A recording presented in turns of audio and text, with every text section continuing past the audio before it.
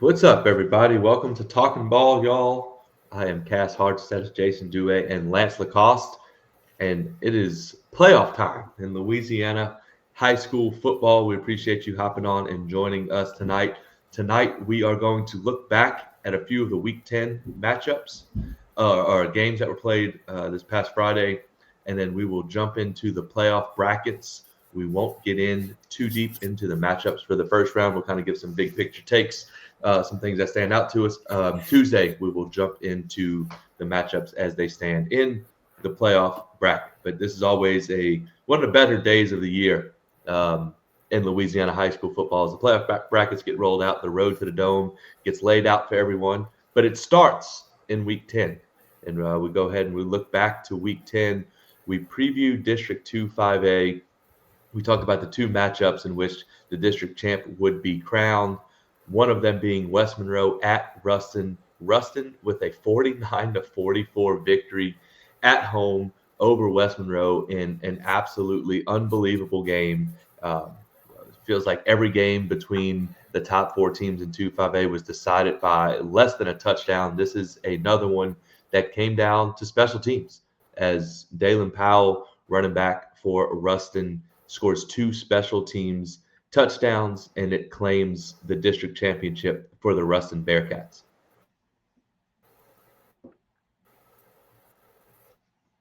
Yeah, I mean, when you look at this matchup, it always kind of comes down to, or it seems like every matchup has kind of come down to this, right? Like some type of special teams play, any type of game of significance in this district. It seems like it's been just a district of momentums and big swings. Ruston kind of outlasts the West Monroe team. West Monroe team, guys, that really haven't played on the road a lot this season. So this is a tough game to, again, have to go on the road with after having played all your most difficult games at home. And, again, I feel like it's just another opportunity for these two teams to kind of get ready for what's to come in this playoff bracket, because we know that Ruston has been kind of the front runner, and it kind of played suit. They ended up with the number one seed overall, as we're going to dive into brackets later. But West Monroe kind of sets themselves up in a predicament where you're likely going to be playing a rematch in 2 weeks. And that's the difficult thing about playing in this Catholic League and in this 2-5A, where it almost kind of seems like opposite ends of the spectrum in terms of the select and non-select sides of the bracket. But two really good football teams, and again, they have a shot to play each other down the road, but in the Dome at least.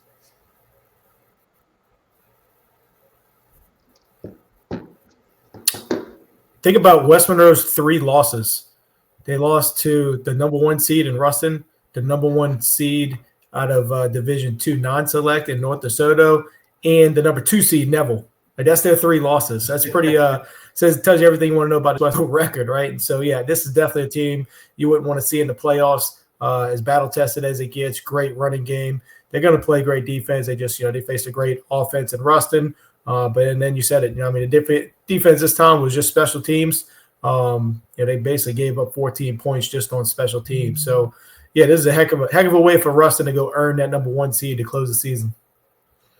Yeah, no, this was an unbelievable physical football game. It kind of had a little bit of everything. Christian Ponte for West Monroe breaks two long touchdown runs.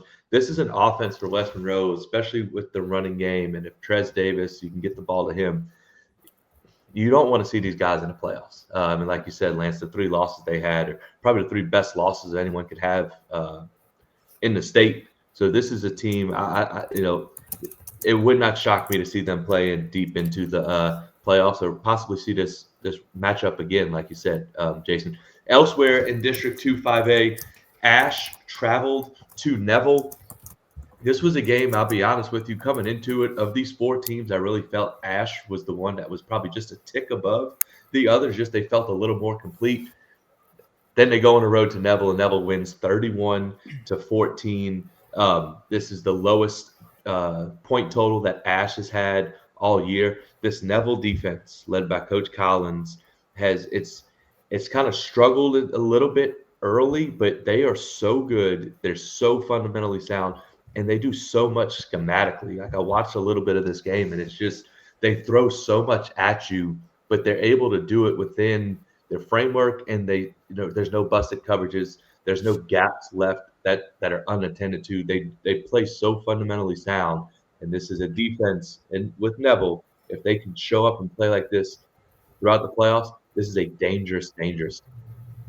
Yeah, unfortunately for Ash, it feels like they're not really playing their best ball at the right time of the year right here. But I mean, they are a super balanced offense. We've seen their rushing stats, their passing stats. Like, this is a pretty rare sight to see this team held to 14 points. But yeah, I think all the credit, like you said, goes to Coach Collins at defense. Like I've mentioned before, I played for Coach Collins in college. His 4-2-5 defense was, let me tell you, extremely hard to learn, first off, because there was so many moving pieces, a lot of zone blitzes, a lot of stunts, a lot of moving around, never know where guys are going to be lined up. And so it looked like he just had a better game plan than Ash came in with. And so huge win for Neville, great way to end the regular season. I think the good thing for Ash here is that they get this bye week.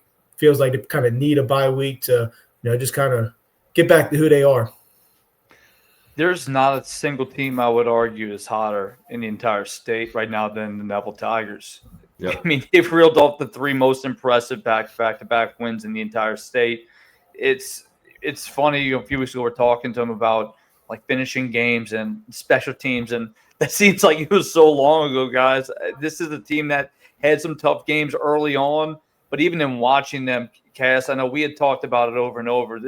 It felt like they were losing games that they had no business losing. Guys, they lost to Ruston in a game where they were up big in that football game, and it seems like the tide just turned late. And for them to go out and beat this Ash football team at the level, you kind of talked about that. Like this team, this Alexandria team kind of felt like maybe they would argue that, look, we lost to West Monroe on a fluky type situation. Now, I would say, okay, like I hear that argument, and I totally understand where you're coming from.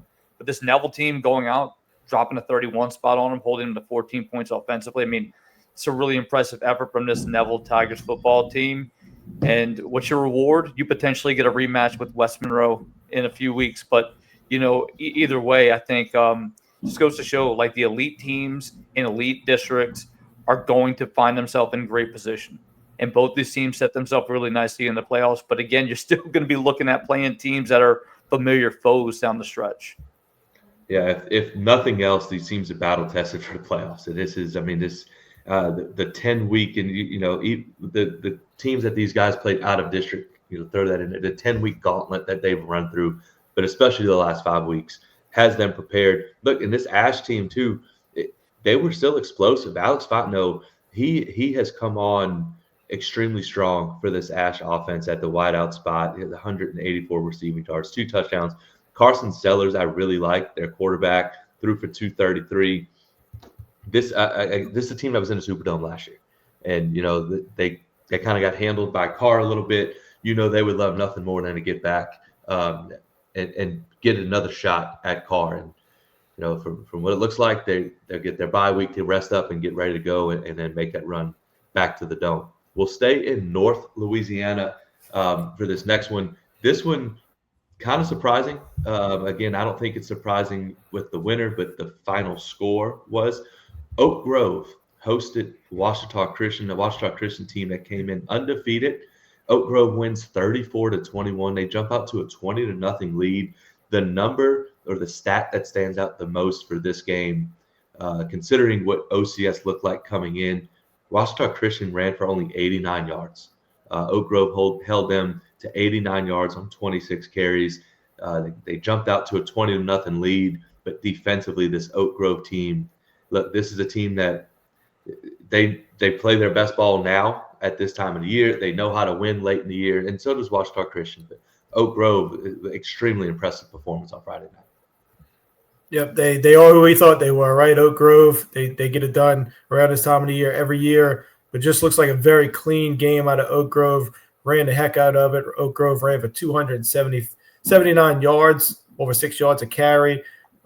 They threw it well enough, 11 for 13. Bryson Reeves, the quarterback, so very efficient throwing and running the football. And then they were great when it mattered most on 3rd and 4th downs, converting and moving the stick. So, yeah, it feels like they got out to a good start and really didn't give OCS a chance to breathe. Guys, this is an offense that's produced, I think it was 7 consecutive, running clocks. in the season. And we talked about the last 3 weeks for this OCS team were really going to be a big test. We know Oak Grove they play Oak Grove football. They like to run the football. They have a big, nasty group of offensive linemen, defensive linemen. They got some big boys up front. They like to tote the rock behind them. And it paid its dividends in this game going up early. When you're able to go up early and you run that type of offense, it makes it difficult to come from behind, especially when you're able to stay on the field offensively.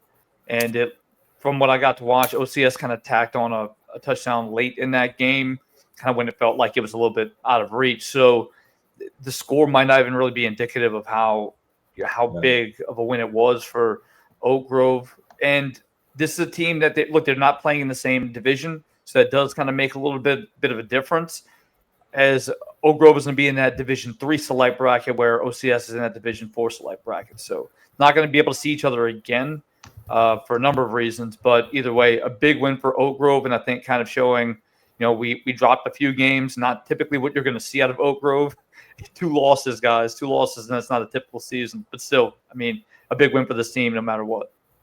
Yeah, no, if you look at Oak Grove's schedule, their 2 losses. One was in week 1 to Cavalry Baptist, and then the other in week 7 to Mangum. So nothing to hang your head about with losing those 2 games. But man, to see that and how dominant Lost Star Christian's been all year long, to see them go to Oak Grove and Oak Grove do that to them, would not be shocked to see this Oak Grove team playing the second week of December. Before we go forward, don't forget, like, share, follow, subscribe. Again, like our Facebook page, not just our group, our Facebook page. We need to get to 100. We're still a solid 50-something short, guys. Please, if you're in the group, if you're watching, follow the Facebook page. We need it. We want to be on Facebook Live, please. I think I made the case. I think we're good, right? That's a good plea. I'm in. I'll do it. Over down here in southeast Louisiana, Jules Sumner goes to a meet and completes an undefeated 10-0 regular season, wraps up the district championship. They beat a meet 21-7. I think I might have said this the other day. Jules Sumner, the quietest. What are they now? 21-2 over the last 2 years. They go undefeated, and it felt like they had to go through a meet to win their district championship to get that undefeated season. They are going to receive a bye in the D3 select playoffs. This offense with their running attack it's dangerous. It's explosive. In their 10 games this year, they've been held only under 40 points 3 times. All wins. Obviously, they won every game. But they're explosive. And this is a team that maybe can come out of, and I hate to say come out of nowhere, but can come out of nowhere in this D3 bracket and make a run. Yeah, I mean, it's just a school that historically you don't know of as a football power. As we get into these brackets, there's a lot of familiar faces. This is not typically a familiar face, but there's a team that we've been on since early in the season when they had a couple big wins early, and we knew, man, it seems like a special Jules Sumner football team, and so it feels like they've done it in a lot of different ways. Like you said, we've seen some high scores out of them. We've seen games like this where maybe the offense wasn't as explosive, but the defense was great, forcing some turnovers, getting some sacks. But yeah, I mean, this just, it feels like a very complete football team, and no reason to doubt these teams. If I was going to point out a positive for a meet, I thought they had some nice uniforms. I like their all blacks, so I thought that was pretty cool. But yeah, that's a good. So they do have some nice all black unis. Their purple ones are pretty nice too. I mean, a meet historically does have some nice ones. I'll say this though, to Lance's point, Sumner comes into the season when you coming in that they had a really nice season last year, and the question is always, can you replicate that success? And clearly they've been able to do that, proving so with big wins over Franklinton. And the other one that Lance was on is Kentwood. Again, Kentwood, regardless whether they're a 1A team or whatever they are, you know that as a staple, right? The Kangaroos. That's a big rivalry with those teams too. Yeah, absolutely. I mean, it's in the in the same meet team. Look, they got weapons offensively. They've always got talent. They've always got playmakers. Palmer at quarterback is a really solid playmaker. Again, they got 6'6" wide receivers out there. They can scoot. They can move the football, and to be held to 7 points, it seems like Summer is able to do whatever they want to do or have been up to this point. Now, you're in the select bracket, and that means that comes with LCA. That comes with Calvary Baptist. It is not an easy division to play in. However, if Summer continues to play their brand of football, they have to feel confident about what they've been able to accomplish and trying to bring home a state title, doing it their way. Yeah, no, extremely impressive. I'll also be extremely impressed, Jason, if you could tell me the mascot, which I think you know, but Okay. also the name of their stadium and what do they call their stadium? All right. Oh, I got it. So I got All it. right. Cowboys and the Hole. Cowboys in the hole. That is correct. The Jules I Central got it. Cowboys, they play in the hole. And they'll be in the hole through the playoffs if they Yeah. at least until the semis. I think they stick Yeah. with these. So we'll see. We'll see. It sounds like it's a negative connotation when it's actually supposed to be a positive thing, right? That is Like they're in correct. the hole, but no, the hole is their home stadium, so it's actually a That good is- thing. That is I a wanna good be in a thing hole. for the Cowboys. Yes, that's right. That is correct. It's a hole they won't need to Speaking- dig themselves out of, right? Like that's where they want to be. They want to be in the hole. Speaking of being in holes, we might have a situation to talk about down on the West Bank where St. Charles and Shaw played for what was the District 9 4A district championship. St. Charles wins 24-0. They allowed 1 first down, 11 total yards, and 1 rushing yard to a Shaw offense that, look, this is their 4th time being shut out this season, which that stands out. That's shocking. Yes, the competition they played early on with Carr and Rummel, you can almost kind of understand it. They haven't scored a point since week 8. This may be something for this Shaw team that could be concerning going into the playoffs. But this St. Charles defense is, man, how impressive is this? Like this, we know they play defense, we know they play special teams, but they have shown up week in and week out this year. It's almost like another level they've hit. They've just almost hit another level. And when you pair that with the offense kind of coming of age under Landry LeBlanc with playmaker Skylar Edwards, this is a St. Charles team that is going to be mighty tough to beat moving forward. If there was a statement victory of Week 10, I thought this was the one. Just kind of letting everybody in that division know who the best team is and kind of the favorite is here. And they did it the way that St. Charles does it. Like they played great defense. They blocked the punt. They were great on special teams. They ran the ball for over 100 yards. Landry LeBlanc threw for the way he – typical stat line, 12 of 15, 115 yards for a touchdown. Just super efficient. Well in all 3 phases. They're not run heavy or pass heavy. They do whatever it takes to win. And like you said, I mean, this is obviously concerning on the Shaw side. Good thing for Shaw too. They still have a bye. Luckily, they held on to that bye, and so this feels like a team that really needs a bye week to find some confidence, find some rhythm, find some offensive identity. I mean, they played some great teams, but being shut out 2 weeks in a row versus in your district is obviously not where you want to be going into the playoffs. Yeah, I think that's what, when you talk about the Shaw football team, that's what stands out.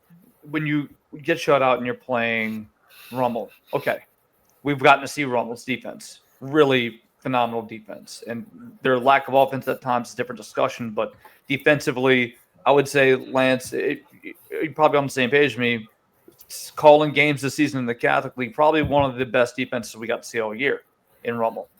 So that makes sense. Carr, again, I mean, we got to see that Carr, probably the best team I've ever gotten to see in high school football live. So again, those teams make sense. You still put up points against LCA, but to go back-to-back weeks against teams that are in your division, that are in your district, it is definitely a concern. It's definitely a concern moving forward. Now, the fortunate thing is when you look at the bracket, they're on the opposite side of the bracket from St. Charles. But for the Comets, like, you've got to feel so good about where you are a year removed from a season where you had 3 wins going into the playoffs. This is a completely different team. They've used all the momentum from last year, the youth and experience that they gained in these opportunities. And you're talking about, Landry LeBlanc and Skylar Edwards, but also, I remember Walker LeBlanc as well, been a big part of that offense in the pass game.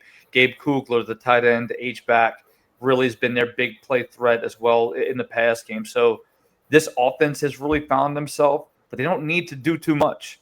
Just stay within the offense, stay within the chain, and that defense of Monica and, the whole crew out there. Like their defense has been phenomenal. Briggs Anderson, Calm as well. Like they've got guys out there, and it's almost an extension of their offense. And once again, proving like you don't have to be the biggest, the fastest. You can play within your system and be a really good football team, and that's the St. Charles Comet way. That is it, and no one would know better than you. But yes, that is the St. Charles Comet way. It's extremely impressive what they're able to do and what Coach Stein is able to do with that program. St. Aug and John Curtis. Look, I was beating this St. Aug drum since week 1. They made me look really, really smart this week, really all year long, but especially this week. Curtis jumps up to a 13-0 lead, and St. Aug scores 48 unanswered points. Bashan Coulon, I know we can talk about John Johnson at Carr and, Restovich up at Loyola Prep, but for who's taking anyone over Bashan Coulon right now? Like, this guy's been on fire with this offense. Then you add the weapons that they have with Miguel Whitley. They have a freshman, Cohen Davis, scoring touchdowns. Like, it is so impressive what they did. And look, scoring the 48 unanswered and putting up 55 on Curtis, that jumps off the page. But being in a whole 13-0 and then you only give up 28 to Curtis, like, that defense is going to be able to, if they're not going to win them games, they're going to keep them in games. And this offense is so hard to stop. Got all kinds of stats from this one, or facts. All right, so I think we're gonna go deep on this one. Big shout out to Kevin Fayard. Yeah, thanks. Yeah, Kevin. So Kevin Fayard, the loyal friend of the program. Yeah, fan of the program, voice of the Patriots. He was giving us some facts here, and so I think this wasn't a great night for John Curtis, but we'll kind of turn this into a positive. I think these are some really impressive numbers when you think of this for Coach JT and this program. But it's the most points ever giving up by JT Curtis and John Curtis under JT Curtis, which has been since 1969. So it's a hell of a feat there for St. Aug. All right. In Coach JT's first season in 1969, they gave up 52 points to Sam Barth. Sam Barth was a school that is now. That was a guy. Is that a guy? No, Sam Barth was a school. It is now Ecole Classique. And so that was previously the high, was 52 points, which was given up in Coach JT Curtis's first season in 1969. That year, John Curtis went 0-10, gave up 50 points twice. But still, St. Aug outdid that on Friday night. I know Lance isn't going to try to short me here. You know who the number 3 is on the most points scored on the John Curtis Patriots is? Was that on? Oh, yeah, it was on here. Yep. Yeah, number 3, the St. Charles Comets, baby. Guess what? You can tell that was a long time ago. It was 50 points. You can tell that was a long time ago. So we have not scored anywhere near 50 points playing. We played Curtis one of the most in recent history. And I think one time we scored 14, and that was a big day offensively for us. It's a really good defense Curtis consistently has, man. But he threw the zinger in there. He still threw the zinger in there, though, where St. Charles won. They beat John Curtis in 1969 and has not beaten John Curtis since 1969. He did put that in there. So. I didn't need that factoid. I lived it. I've lived it. Thank you so much. So the Patriots, John Curtis is 15-4 all-time versus St. Aug. The 4 losses were in 2013, which was only a 1-point game, 2014, a 2-point game, and in 2024, St. Aug beat John Curtis 28-20. So these are all really, really close games. But I guess you could say that, just over the past decade, St. Aug has had some success versus John Curtis, but nothing like what we saw this year. No. Well, and I think in those first 2, I know for sure 13, possibly 14, a guy by the name of Leonard Fournette might have been St. Aug running back. Yeah, that would have been in 13. Right, yeah. Yeah. Mm-hmm. But when you look at this game, though, coming in, I really thought the big thing would be John Curtis' ability to run the football. And we talked about, having watched this St. Aug defense kind of go at it with Holy Cross, and felt like this was a really big advantage for John Curtis. But to hold this offense to 28 points, again, it didn't look like the pass game kind of came through, which is not typically what Curtis wants to do. But St. Aug has just been phenomenal all season long. Their offense has been lighting it up.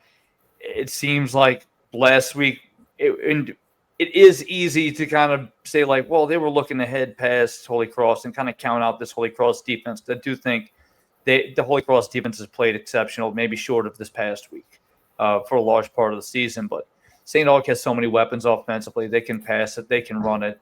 As you mentioned, Cass, like they're running a freshman back there in Davis.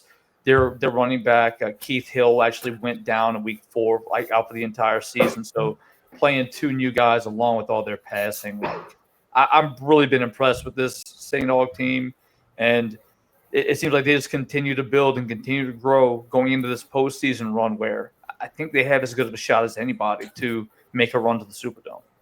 No doubt. They also probably have the best interview as a head coach that we could find in Coach Valdez. But aside from him being a great interview, he is a tremendous football coach. And he's got his guys playing as well as anyone in the state at the right time. Before we move on to the next game, Jason, I don't know if you saw this. We got Normal Guy 345. Welcome. We appreciate you tuning in and subscribing. We look forward to getting you through the playoffs. Enjoy the ride, have some fun with us, and tell a friend to tell a friend, and come and like, subscribe, follow us, and have some fun with us. And follow the Facebook page. Follow the Facebook page. We're 50-something people short. Somebody get Jason on Facebook. Let's do it. All right, the last game that we'll get into before we start talking playoffs, maybe the game of the night, at least the ending of it. Chalmette travels to Slidell to take on Salmon. Salmon wins 28-24. I was following this game and watched a few plays when Chalmette went up 10, and to be completely honest with you, I turned it off. Chalmette had a 10-point lead with 4 minutes left in the game. Salmon went down and scored with, I think, like 1 minute and 5 left, recovered the onside kick, and with 30 seconds left, scored again. Salmon's quarterback, junior Dejon Howard, has been unbelievable. He scored both touchdowns at the end of the game. He also threw for 233. He caught a touchdown pass. He does it all. This offense for Salmon is extremely explosive. They're well coached. This is a good football team.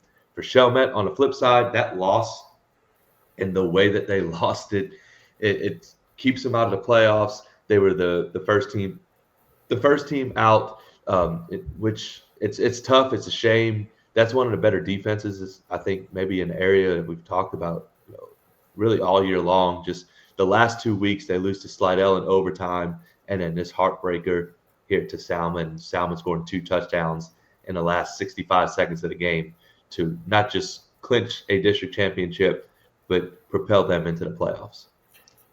Yeah, really disappointing finish for the Owls. They had such a great run last year. It felt like they would be at least as good or better this year. And so they had some ups and downs. Like you said, they were a really fun defense for me and Jason to watch against Holy Cross. So it's really kind of head-scratching to see how they ended. But I thought the same thing as far as Salmon. When I was watching the highlights, Dejon Howard, man, he was playing. It looked like everybody was in slow motion. He looked so fast. The scramble towards the end of the game and win the game was unbelievable. And certainly has been the year of the onside kick. And so, unfortunately, it was the onside kick that really did Chalmette high in and gave Salmon a chance to go win the game at the end. And so, yeah, disappointing for Chalmette, but shout out to Salmon. Salmon, I guess they're the district champs of that district now, right? They got to be. Yeah. Yep. Well, and Salmon has been a team that we've kind of kept our eye on just because look, they've shown that they've got guys all over the field, right? Running back is really exceptional too. Name is escaping me at the moment, but Rashawn Coleman. But he's one of them. There's another guy too. They got 2. His name's evading me at the moment. But look, this Salmon football team has kind of again been guys, this whole area, right? This whole region, we talked to Mike about North Shore football and this whole region. It's been crazy. Like, it's been up and down. We've talked a lot about 5A, that Baton Rouge district, or like outskirts of Baton Rouge district, kind of the Gonzales, Sandoval area. But this North Shore, region has been so difficult to predict, so difficult to know and pin down what's going to happen. And it feels like Salmon just was the one team that took hold of their opportunities and was able to pull it out. But really, it felt like it could have gone to one of like 3 or 4 teams. It felt like each week, like you kind of go in, you're not really sure who's going to win the games in that area. So for them to come out with a district title in that area is, it's big for them, especially to cement themselves in part of the playoffs. Yeah, we got the answer. Jimmy Chansey, the running back. He's the other running back for Salmon. Yeah. Shout out to Normal Guy coming through tonight. Yes, we love it. We love it. But that's man, like, you look at Salmon with Coach Shooter, he's done a great job. One thing that's kind of perplexing about this area is that I feel like the teams are, pretty good. The highest seeded team is Lakeshore with a bye, and then you have Jules Sumner, which isn't far away. Everyone else is played in the first round. And then when you look at just this district, Salmon wins the district, and I think they're going in as a 20 seed in the playoffs, and Chalmette missing the playoffs and Fontainebleau missing the playoffs. So it's kind of odd to see that. I don't know if they're just beating up on each other or whatever happens, but it's kind of odd to see some good football teams, and it's just the power ratings, they're just maybe not as highly ranked as what you might think they would be. This discussion on this game is going to bring us right into what we're going to talk about next. We'll get into the brackets. One thing that I would like to say, and this is the game that really I thought about this from, when looking at the playoff brackets, it finally feels like we have a full bracket, and it finally feels like the teams that are going to play in the Superdome are going to earn it, and they're going to earn it for more than 1 or 2 weeks. Like, it's a 4 to 5 week gauntlet that you have to go run, and I think that's a good thing. Like, I don't like that Chalmette did not make the playoffs, but I would rather us have teams that are 6-4 and are pretty good miss the playoffs than have a bracket filled with byes and teams that are 1-9. So I think we've had the split now since 2013, so it's going on 12 years. I don't think that's ever coming back together, but I think we finally got it to where maybe it's the most balanced and most competitive that we could get it with the way that the LHSAA is constituted right now. To that point, just a few years ago, Coin in New Orleans was on a 50-game losing streak and made the playoffs. Yeah. So our brackets have come a long way. I think that's what you're talking about. Yeah, it's tough for Chalmette to miss it at 6-4, but that's certainly better than Coin on a 50-game losing streak making the playoffs. Yeah, no doubt. It seemed like there was a while there, like 2013 to probably 2018. I mean, we couldn't fill a 16-team bracket, let alone, I also like, we were talking about this before we got on air, I like the bye with the way that it's situated. I know back in our day when there was 32 teams in the playoffs, there was no bye, 132 and so on and so forth. But having a bye, that's a true reward. Like, that is a true reward for being a high seed. On the select side, it's the top 8 with a bye. On the non-select side, it is the top 4 with a bye. But that's well earned. There's a 0% chance that those teams are going to lose a game this weekend or get anyone hurt. So I think that works out, and it also makes for some really, really intriguing matchups. Yeah, I mean, I think I looked. So in 2016, I dug up some numbers, right? Kind of analyzed like what it looked like, guys. There was a team that was winless, and they were in the playoffs, and they were not even the last seed in the playoffs. Like that. This is the reality of what the playoffs used to be before they kind of strengthened up what exactly it was and tightened up the brackets. There was a team that only scored 14 points all year, didn't score a single point until week 9. That was in the playoffs, and they were not the last seed. Like, it's ridiculous. But fortunately, we've kind of got these things resolved. And again, it does feel like you do have to earn your way in, and there is a lot more validity to being able to hoist that state title crown. And rest in peace, the great Rick Gailey always used to say, and it is always true. He said, people can complain all they want about the amount of championships that are played. Regardless, I don't see any teams leaving the trophy out on the field, and it's the truth. Regardless of what people feel, the sentiment is of those who are not involved in that decision-making process.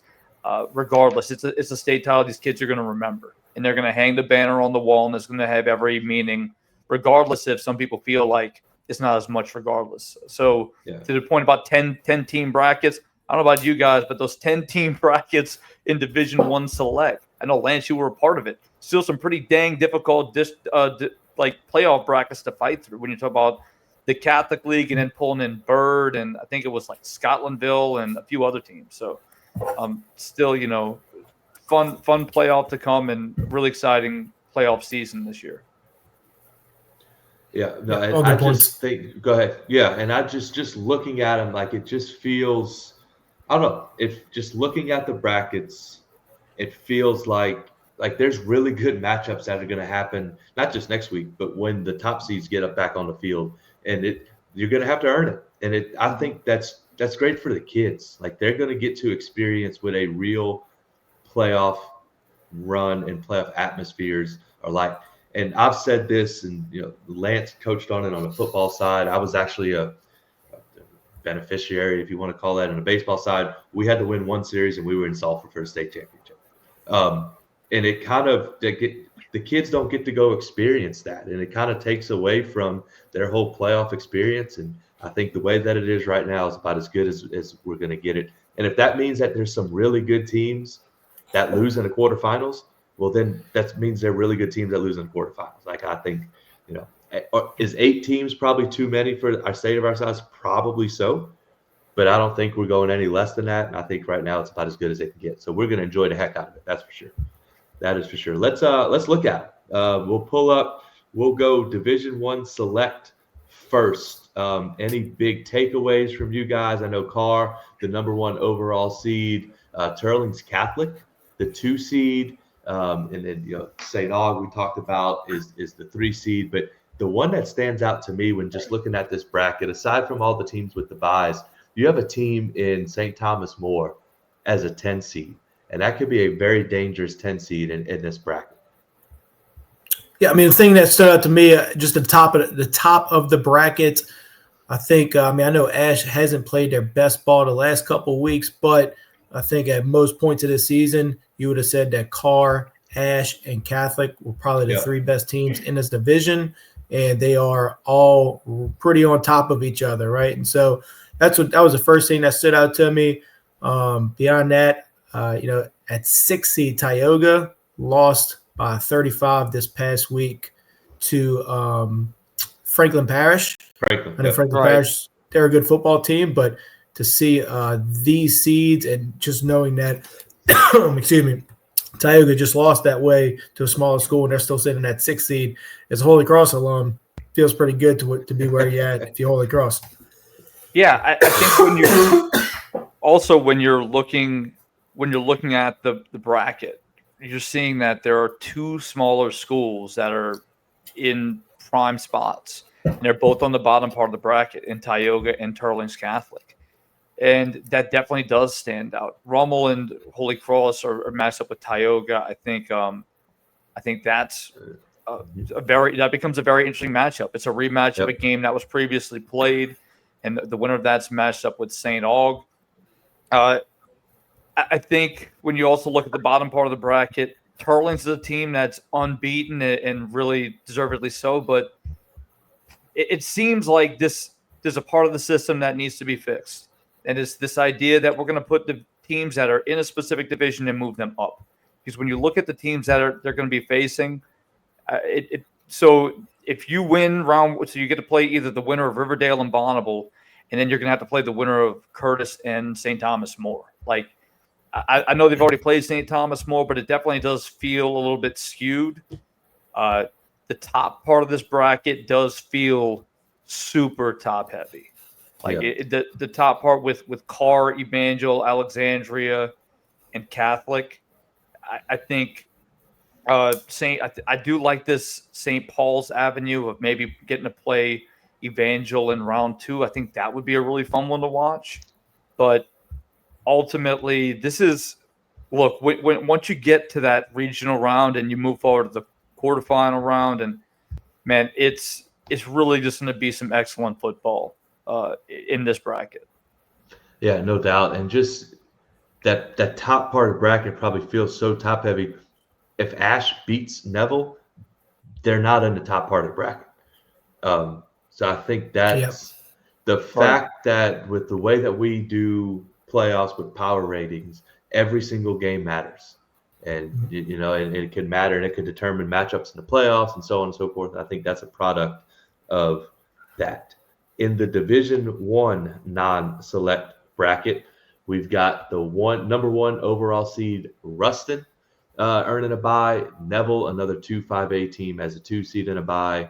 Destrehan and Denham Springs, maybe the surprise bye team out of this group. But that Neville, Ruston, and then you look down at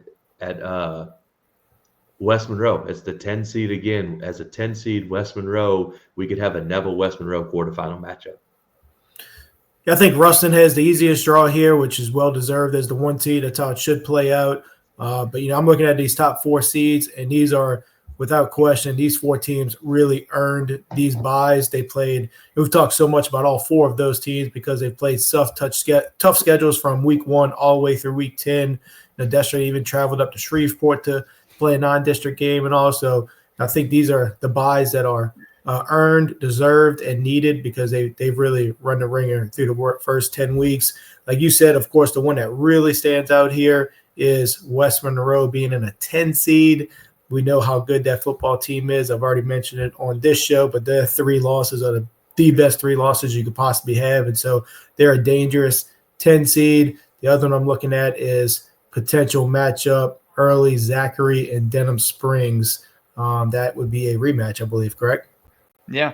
Well, that whole bottom part of the bracket, right? That whole set, like 5 through 4 seed part of the bracket is – it feels like the Baton Rouge portion of the bracket, right? You'd have Salmon from the North Shore, but look, East Ascension's there, Central's there. Central, right, yep. I mean, Zachary, Denham Springs, like it feels like, hey, we've seen each other before, and, we might be facing off in a few weeks. I think that's a very fascinating portion of the bracket for sure.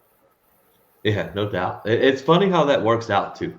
It seems to always kind of happen where the teams that are same area or – It always seems like the same types of teams are always kind of bundled up in the bracket for whatever reason. So it's funny how that works out. But deep nonetheless when you talk about West Monroe being a 10 seed.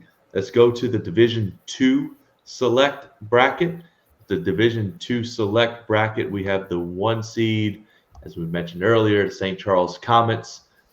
The 2 seed, Loyola Prep, a team that could put up points in bunches. The one that stands out to me when looking at this bracket is a potential in the quarterfinals of St. Charles and Edie White. And that could be, I think St. Charles far and away has been the best team in this division all year long, but that could be a matchup. Just with styles make fights, that could be a matchup that maybe can make that ball game a lot closer than maybe it either should be or can be in other circumstances. The other one, another potential rematch with Madison Prep and U High in the quarterfinals. I think the main thing I took from this bracket is the top 8 seeds are truly the top 8 teams, I believe. Like these are, if you just put them on a hat and had to pick out who you wanted the top 8 to be, I think these are truly the top 8. So I like how the seedings kind of fell out. It does feel a little bit like some of the best teams are maybe at the top and they're going to face off, obviously before the dome, but I do like where the top 8 seeds fell here. I think if you're Loyola Prep, you're really happy with where you are. We saw those guys. They've been very impressive all year long. So I think you're really happy as the 2 seed of how these seedings played out. If there's a matchup I'm really looking for, it's in that second round, it would be John F. Kennedy versus Madison Prep. Kennedy, there's not many teams that have the athletes to match up with Madison Prep, but Kennedy does. I'm not saying they're going to beat Madison Prep, but I think that is the most intriguing matchup that would line up in that second round.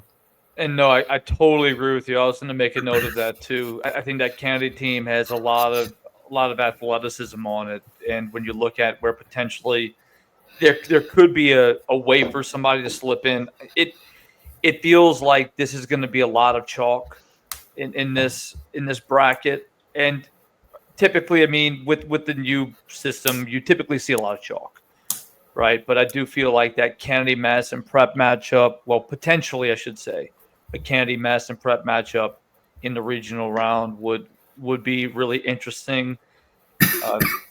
Again, St. Michael and LaRoger winner would take on Edie White. I think that could be an interesting matchup.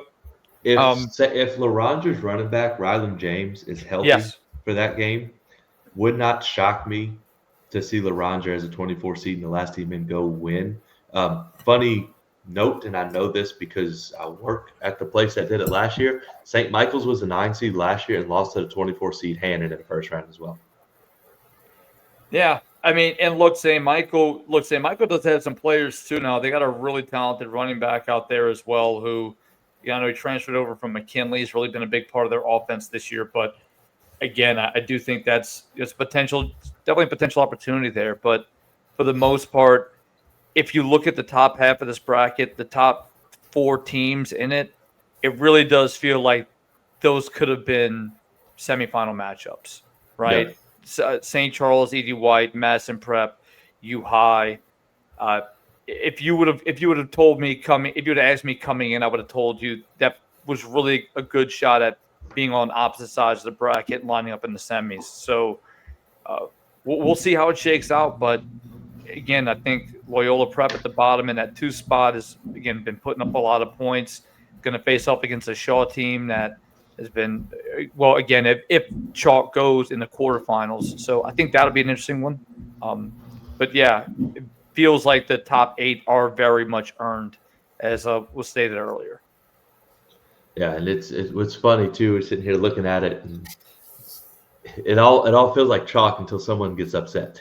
Yeah, that's true. It's funny, and it's going to happen. We just don't know where. But no, this does look like a pretty top heavy bracket. In the Division II non-select bracket, we got the 1 seed North DeSoto, owner of what may be the best win of anyone in the state. They went to West Monroe and won. The 2 seed Iway, a team that made the semifinals last year as well. So they are back. The 3 seed Belle Chase, a team that played St. Charles tough, and then the next week goes and knocks off Shaw, shuts them out. And then the 4 seed Lakeshore. The very interesting matchup possibly in the second round with Lakeshore and the defending state champ Cecilia. Cecilia last year's a state champ. Similar spot. They were actually lower than a 13 seed, but gets into the playoffs, plays well, makes a run, and wins the state championship. So let's see if they can do that again. Also keep an eye on Franklinton as an 8 seed. Possibility of them playing North DeSoto in the quarterfinals. But I think it's good. Belle Chase looks like they might have a path to get play at least till Thanksgiving, if not further. Feels like North DeSoto is the clear-away favorite in this one. Yeah. Outside of North DeSoto, I feel like this is the toughest one to predict of all of them. For some of the reasons you already mentioned, Cecilia is the reigning state champ at that 13 seed. I want to say they were the 13 seed last year when they won the state championship. Is that correct? Right. It was close. It was something like that. We talked about them every week. Yeah, they were in the teens. And so it's crazy how that plays out again. If you're Lakeshore, that's not the team you'd want to see in your first playoff game. But you already talked about Belle Chase. We know they have a great defense and a good quarterback. They got basically the formula for success. And then Franklin Parish, we've already talked about in this show because they just beat up Tioga, top seed in Division I select. And so this feels like the bracket that is going to be not chalk. It's really hard to figure out who's going to end up where. I mean, even looking at Lucha as a double digit seed. So Terrebonne has been pretty good at times this year. Iway is like the quietest 10-0. I think they're 10-0. They're the quietest 10-0 I think we've had in the state. So who knows how good they are, right? And so this is a tough bracket to figure out.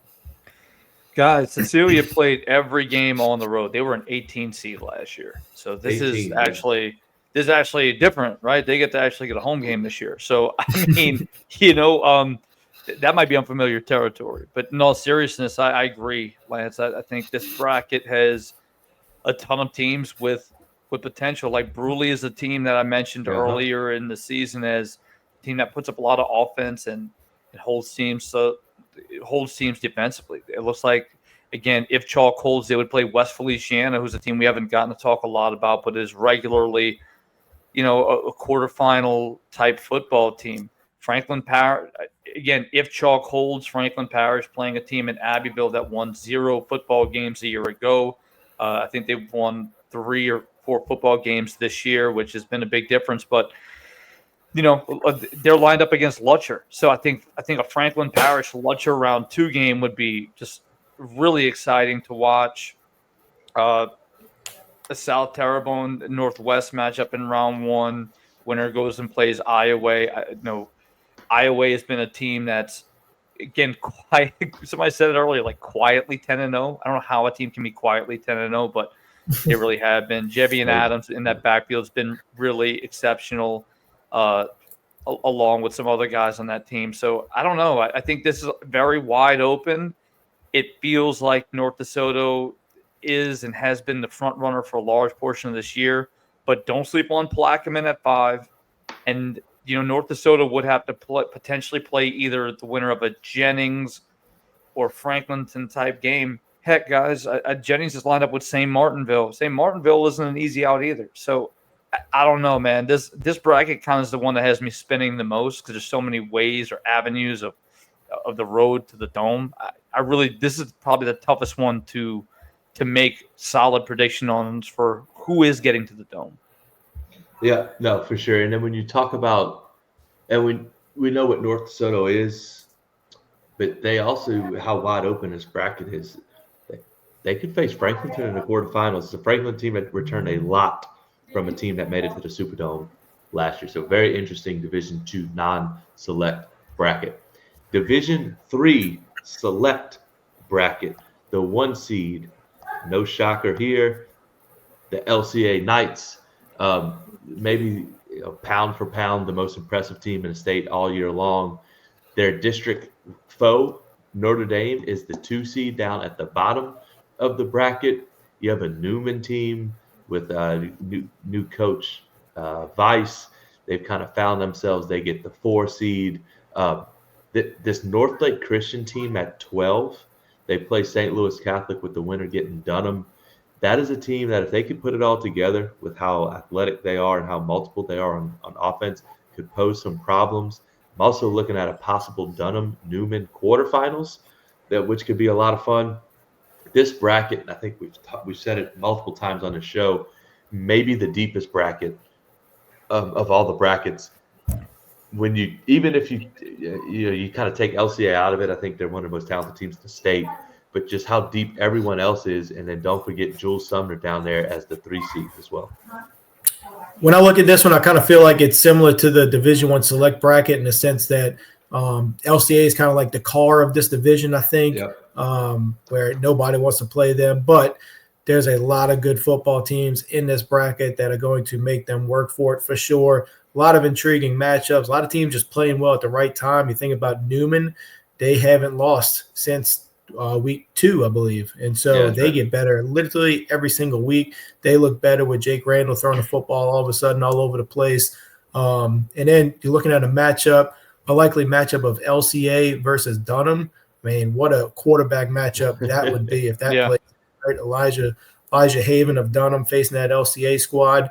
And then, of course, don't count out some of the great teams at the bottom, Calvary Baptist. Jules Sumner, they're going to certainly get their chance to really prove how good they are as they would face like a Calvary Baptist. If there was a team that I think could make a run from the kind of double-digit line would be Pope John Paul. I'd like to see that Pope John Paul and Jules Sumner matchup. I just know the way they can play defense and run the football.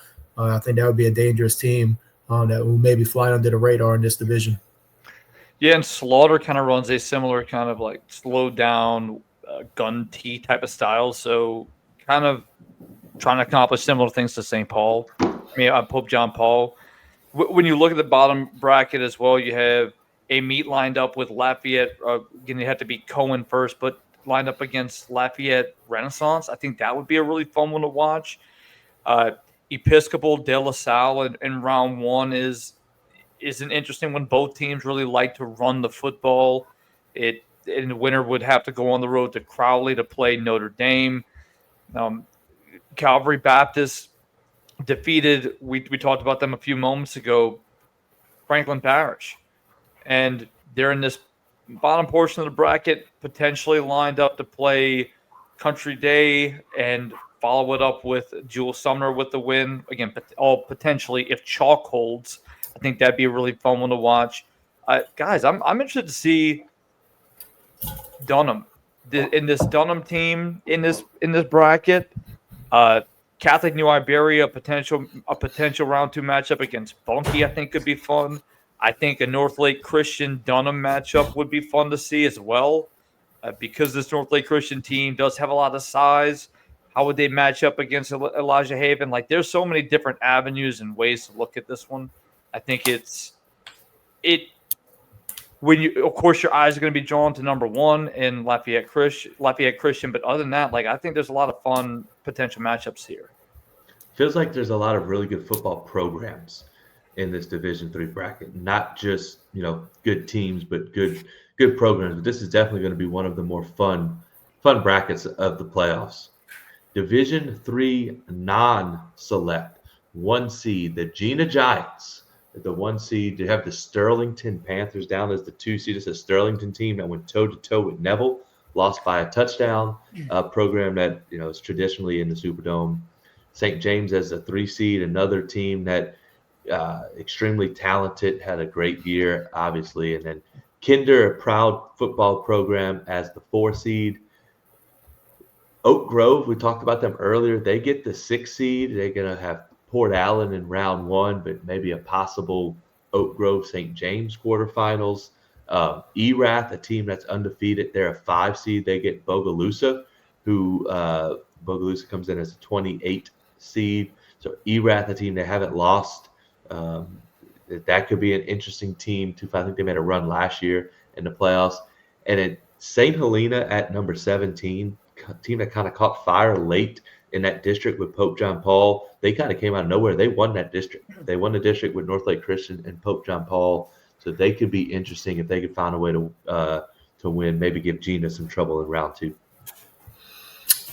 Yeah, this is another one that's going to be tough, just a tough bracket to predict. You've seen how good St. James has been at times this year. I think you like where, if you're St. James, I think you like where, you kind of fell.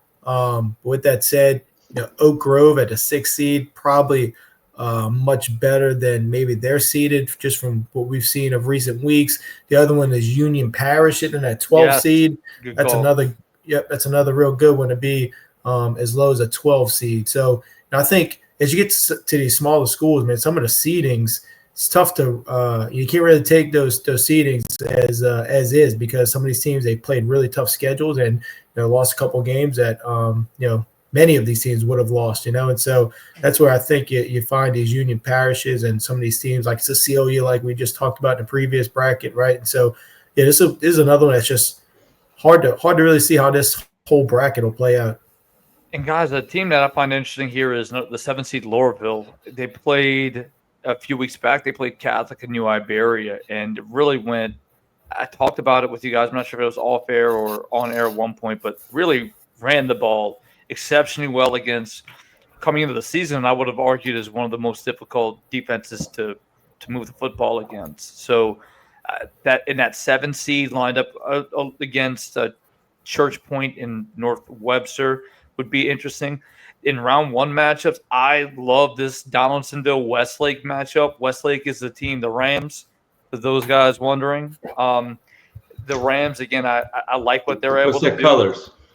They are Halloween colors, same as Union Parish. Right. They're black and orange. I think they got one of the cleanest looks, one of the cleanest uniform combinations. Both of them. Making sure you're paying attention, Jason. That's all. Oh, I'm on my game, man. Yeah. I got it. But the winner of that plays Sterlington, and Sterlington is a team that's played a really difficult schedule. And if chalk runs and we're going to get a semifinal matchup game of St. James Sterlington, a game that was played in the Dome a year ago, like, I really like a lot of the games that are here.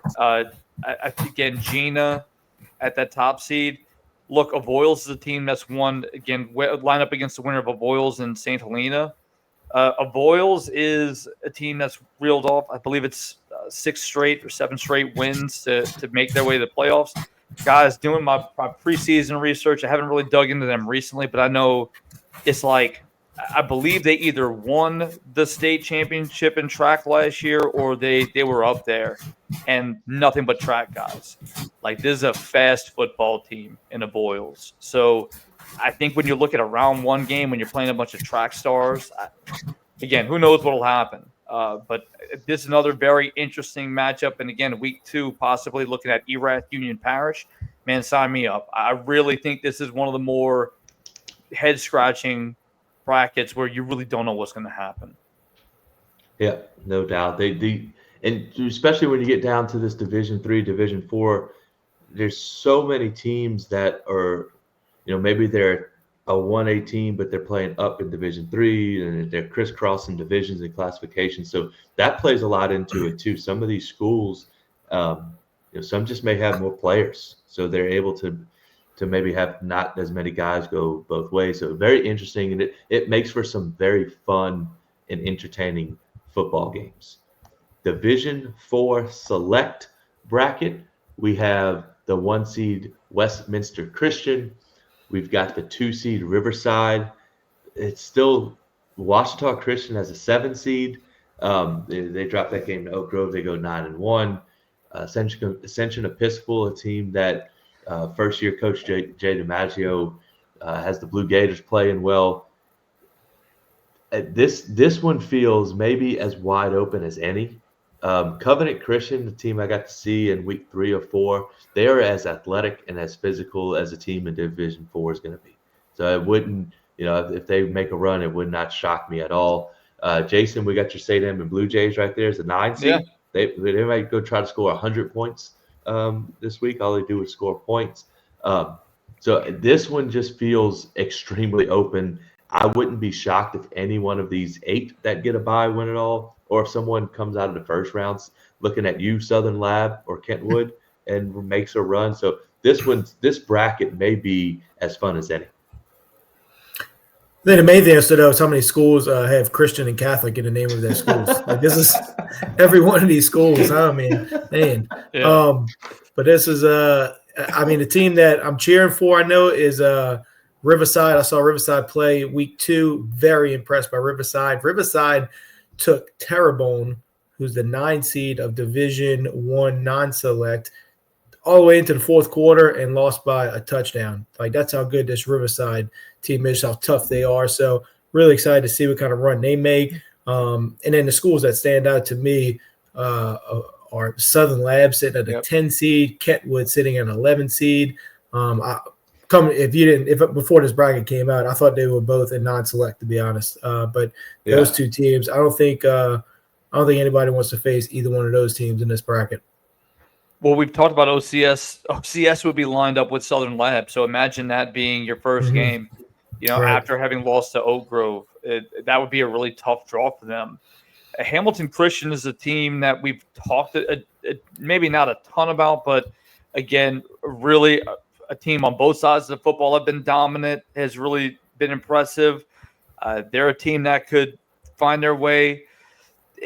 What I find is, man, there's so many teams that could make a run. Like Opelousas Catholic is sitting at a 16 seed. They're across from Westminster Christian, and they played each other earlier in the season. That was a 2-point football game, guys. Like, this is so just because you're a 1 seed or a 2 seed or a 3 seed doesn't mean anything in this bracket. It feels like the one where a lot of teams can win. Sacred Heart sitting at a 13 seed against Westminster Christian of Lafayette, not Opelousas, number 1 seed. Again, they could see a rematch with Catholic Point Capee.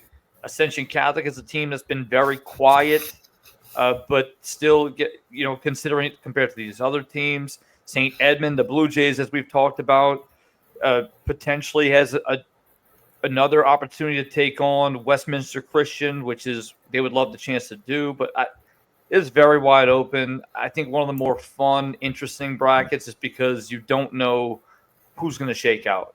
Yeah. It's really a fun one to watch. Don't Feels like forget not about only- the 21 seed now, the St. Mary's Yep. Tigers. Don't forget about that. There you go. Yep, no doubt. But this of all brackets, this is the one it feels like there's not a favorite. There's not even a top 4 favorites. I feel like Yeah. you know. What I mean, anybody could win. Anybody could lose in most of these matchups. Yeah, it feels like they're almost all the same, and that's not a slight to anybody. That's just Right. they're all very evenly matched. So that'll be a fun one to watch. Our final bracket, the 8th and final bracket, Division 4 non-select. Haynesville, the 1 seed. That's happened, however, since the Earth has been spinning. It feels like the 2 seed, Dragons of Mangum, and then you got South Platte as the 3 and Jeanerette as the 4. This is another one. I guess it's just this this Division 4, both select and non-select, very wide open. I think there may be a tier though between Haynesville, Mangum, and the rest of the field. Although South Platte is talented enough to go play with anyone, they'll be fun to go watch and see how they progress through. But again, another bracket that feels fairly open, but I do think there is some separation between the top 2. You could even throw South Platte into that group, maybe top 3 teams and the rest of the groups. Yeah, that was exactly my take. South Platte, they brought it back a lot from their state championship team last year. Roderick Parker, the quarterback, he's back. And so anytime you bring back a state champ quarterback, you're going to be tough to beat in the playoffs. But, yeah, I would completely agree. I looked at this bracket and thought, again, these top 4 seeds are the top 4 teams in this bracket, which is how you usually want it to play out. And so, yeah, I think this is there's a little bit more of the same when it comes to this bracket, when you talk about these great programs in Haynesville, Mangum, and South Platte. Yeah, I mean, but I'm looking at this, guys. A game I really would be interested to see. I think it would be so much fun. Is I'm looking at we have Elton and LaSalle, and then you lined up against North Iberville and Arcadia. North Iberville has one of the most fun offenses maybe to watch in this bracket, and to go up against Elton. And I've talked about Elton before with just that power eye run. Again, they do go into some gun, but really just they like to run the football.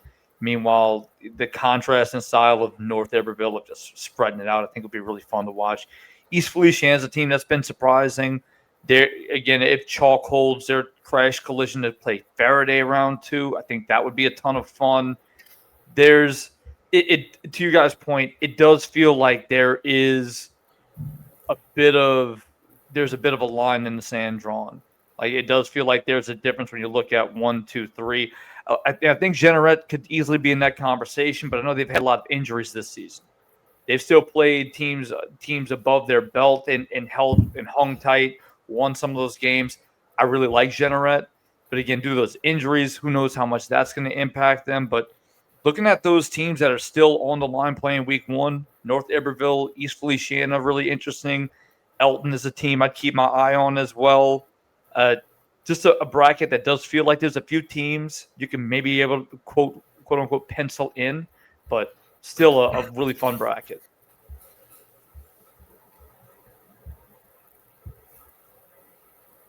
That is the 8 brackets for which the playoffs will be played. The road to the Dome has been laid out for all of the teams that have made the playoffs here in the state of Louisiana.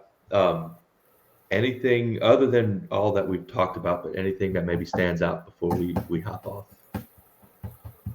Lice? I mean, I'm intrigued by the Division II select bracket for a lot of reasons we already talked about. I think St. Charles Catholic has a really tough route, really from their first game to, if they can make it to the Dome. I think they have a tough route as a 1 seed. And a team I didn't really talk enough about when we were on that Division I select is Acadiana. I think if there's a team that's going to shock that Division I bracket at the bottom half of it, I think it's Acadiana. They've won 7 straight. We know their style of play. They have St. Aug in the second round. If they get past St. Aug, they're going to have a Tioga, Rummel, Holy Cross. I mean, I think Acadiana as a can't remember exactly what seed they are. I want to not 10. They're a little lower than 10, maybe 14. They're 14. 14. Yeah. So as a 14, that was one that stood out to me. Just knowing they started off 0-3, they haven't lost since. So it's funny you mentioned that one, Lance, because I was going to go to that one, but the other way around, just in terms of, look, these are two teams in Acadiana and Carencro. They They're just playing played. back-to-back weeks. How Yeah. difficult is it to play a team in back-to-back weeks and win? And this is a Carencro team that's, again, Chance Babineau. Again, they have a Guernsey at quarterback, like a really solid guy. They run different types of offenses. It's a dangerous team to play against. Then you go to the bottom. Interestingly, another rematch, right? In two teams that just played for a district title in Riverdale and Bonneville, except the host team, Riverdale, lost that football game. They lost to Bonneville.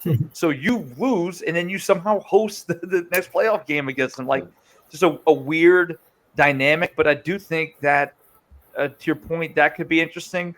But sticking in that Division I select bracket, these lower classification teams getting these bye weeks and having to play maybe above their level, right? So you have Turling's Catholic, who's been undefeated. They've beaten a lot of good football teams, and they've beaten St. Thomas more earlier in the year. But again, you got to play Curtis, you got to play St. Aug. Like, it's going to be difficult. And then you got Tioga, who you win, you get a bye, right? But you have to play some of the best defenses in the state, whether it's Holy Cross or Rummel that comes to you. And of course, they have a really dynamic offense, but that's a really tough, even a home game to draw. So I don't know. I think there's a lot of intrigue in this Division I select bracket, but overall, like, some really wide open brackets on the lower end. It should be a lot of fun diving in Tuesday. I was going to point out one more that there'll be a potential rematch. I didn't really talk about Division I non-select, the 2 seed Neville. They are staring down West Monroe again. Mm-hmm. I think it was the third round, West Monroe being that 10 seed. West Monroe is a heck of a 10 seed.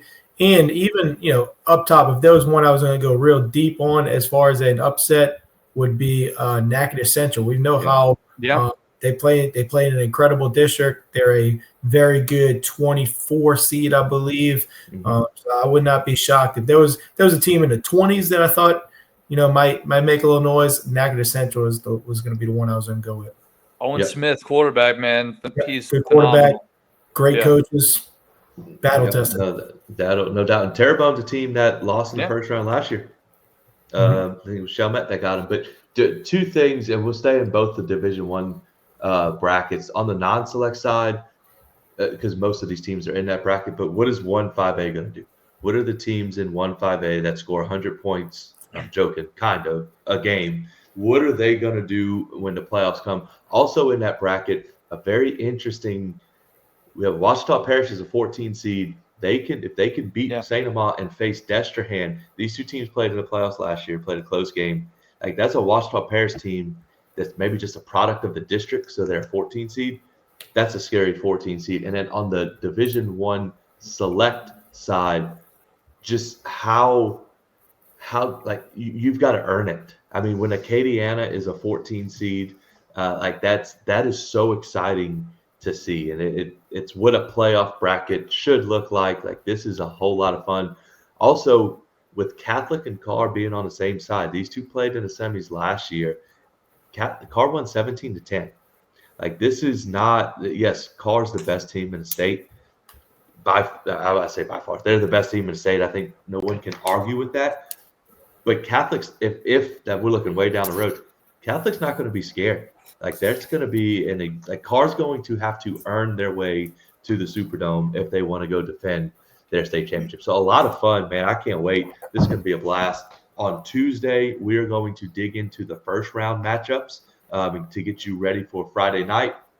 And then we will recap the week that was on Sunday before looking ahead to round 2. So again, on Tuesday night, 8:05, you can catch us right here in X, YouTube, or VSN. We will dig into the first round matchups of the playoffs. The playoffs are here. It's cold, as it should be. This is a lot of fun, best time of the year, and we are excited that you are along for the ride with us. So while we still got you, like, subscribe, follow us on X, YouTube, Jason, Facebook. Get them on Facebook, man. Facebook. Listen, Good. not the Facebook. The Facebook group is great. We appreciate you on the Facebook group. We need you on the Facebook page. That's right. We only have 40 something people. We need to get to Get it up. 100. We're trying to be able to live stream from Facebook, and we cannot do that. Even with 100, we might not be able to do it, but we're going to try We'll figure to. it out. So, That's right. Yeah, we're in demand on Facebook. That's right. But there you go. Thanks for following along.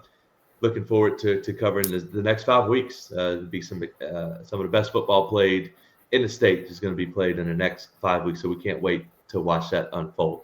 For Lance, Jason, I am Cass. Thank you for watching Talking Ball, y'all. We will see y'all on Tuesday night to preview round 1 of the LHSAA state playoffs.